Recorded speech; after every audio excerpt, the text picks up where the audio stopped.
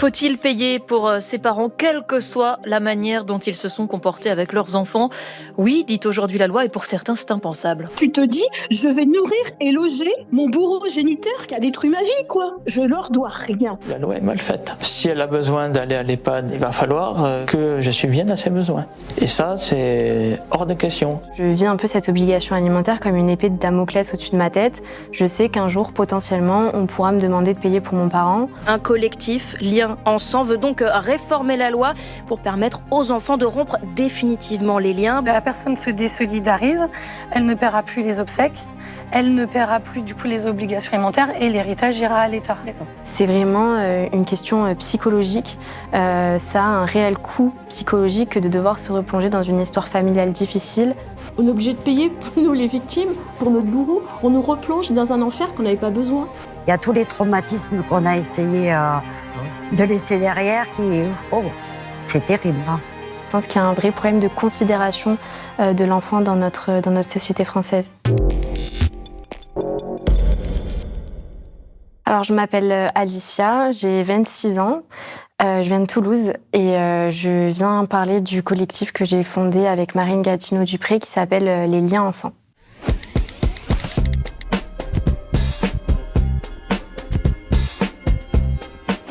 Alors, l'obligation alimentaire, c'est une loi de 1805, donc on parle de l'époque napoléonienne. L'obligation alimentaire, donc, c'est un devoir que porte chaque citoyen de plus de 18 ans d'assistance à ses parents, si ceux-ci en ont le besoin. Donc, ça peut se matérialiser sous deux formes. La première, si l'un de nos parents ou les deux sont en difficulté, ils peuvent saisir un juge aux affaires familiales et ce juge-là va statuer d'une aide de l'enfant vers son parent. Donc ça peut être une pension alimentaire, ça peut être sous forme d'hébergement du parent si on en a la possibilité. Dans la plupart des cas, ceci dit, l'obligation alimentaire, elle intervient à l'entrée en EHPAD du ou des parents, sachant qu'un EHPAD, ça coûte très cher.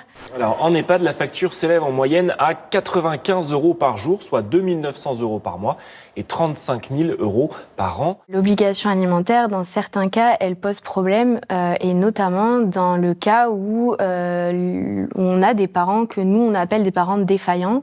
Donc un parent défaillant, c'est quoi? C'est un parent qui a commis des maltraitances ou tout simplement a causé en tout cas du tort à son enfant.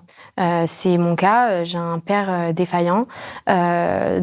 Moi, pour mon cas, l'obligation alimentaire n'est pas encore tombée. Je dois rien payer pour mon père. Seulement, je vis un peu cette obligation alimentaire comme une épée de Damoclès au-dessus de ma tête. Je sais qu'un jour, potentiellement, on pourra me demander de payer pour mon parent. Et je tiens à préciser que c'est pas une question financière. La plupart du temps, c'est pas une question de moyens ou de volonté de ne pas payer ou de faire des économies. C'est vraiment une question psychologique. Ça a un réel coût psychologique de devoir se replonger dans une histoire familiale difficile. On est coupable de quoi? On est obligé de payer pour nous les victimes, pour notre bourreau. On nous replonge dans un enfer qu'on n'avait pas besoin. Il y a tous les traumatismes qu'on a essayé de laisser derrière qui... Oh, c'est terrible. Hein. Alors aujourd'hui, il y a un recours qui est possible, c'est préparer un dossier avec le plus de preuves possible de la défaillance du parent quand bien sûr on peut avoir des preuves.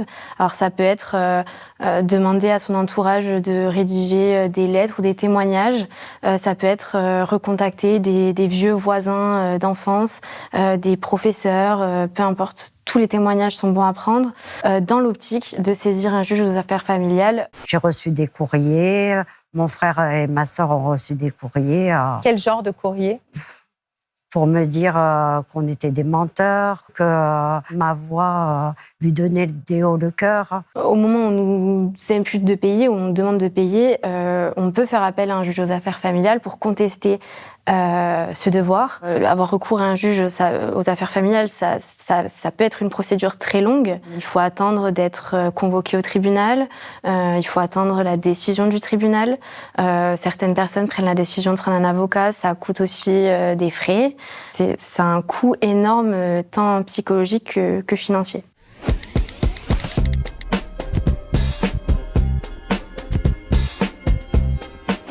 Alors moi, je suis ici aujourd'hui et j'ai porté ce combat pour changer la loi sur l'obligation alimentaire de par mon histoire personnelle. Quand j'avais 13 ans, j'ai appris que mon géniteur avait violé ma sœur de cœur, Laura. Je n'avais aucune idée de ça jusqu'à ce qu'elle décide heureusement de parler. Ça a été un traumatisme énorme d'apprendre que l'un de mes parents était capable d'une telle chose. Et c'est pour ça qu'aujourd'hui, j'aimerais tout faire pour couper les ponts avec lui. Et je ne veux même pas avoir une loi finalement qui me lie à lui. Pour moi, c'est insupportable. C'est une question de moralité. Les enfants qui payent pour leurs parents, bien souvent, c'est quelque chose de normal.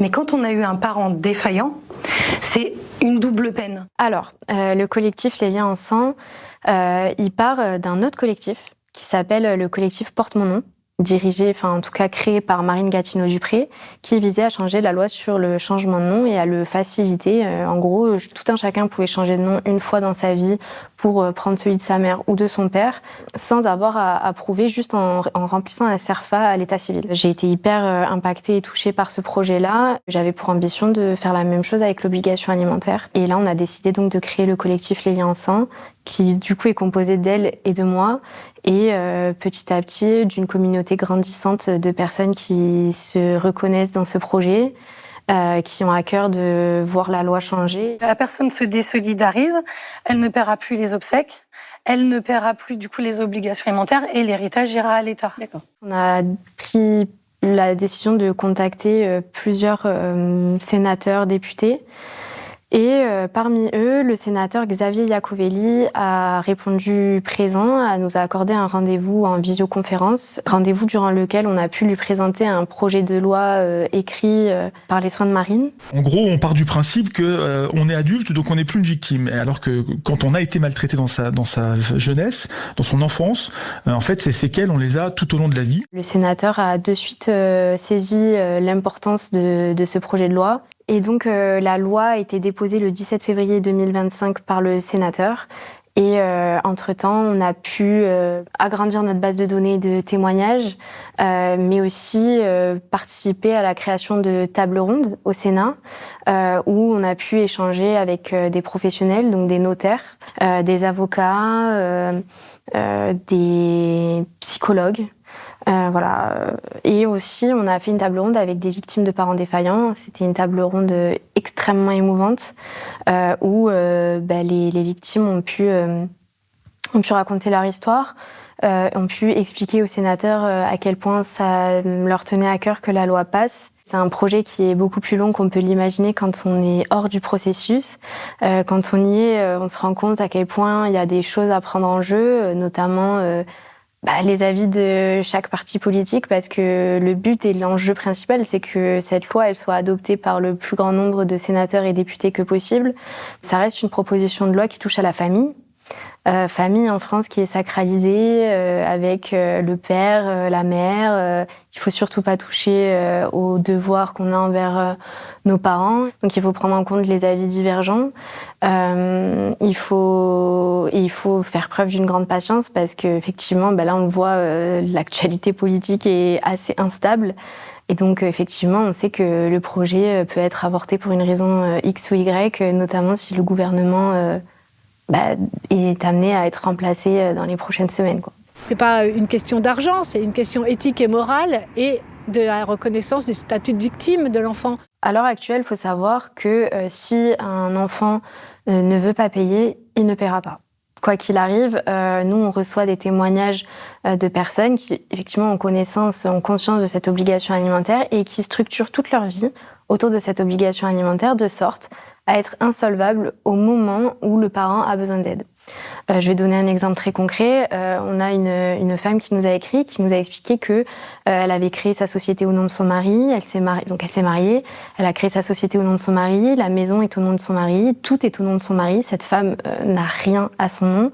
Et il est déjà prévu qu'elle divorce de son mari le jour où l'obligation alimentaire tombera pour elle. Donc on a des gens qui refusent d'accéder à certains postes, qui n'investissent pas, qui se mettent dans des situations précaires tout simplement pour ne jamais avoir à payer pour leurs parents, qui sont extrêmement défaitistes. Et ces gens-là, aujourd'hui, forcément, du coup, ne payent pas. Et effectivement, oui, c'est nous qui payons à travers nos impôts. C'est l'État qui prend en charge dans ces cas-là, tout comme l'État prend en charge quand les enfants n'ont pas les ressources nécessaires dans tous les cas pour payer. Mais du coup, si la loi passe, on a aussi des gens qui vont pouvoir beaucoup plus s'insérer dans la vie économique et qui, du coup, auront un impact bénéfique sur l'économie d'une autre manière.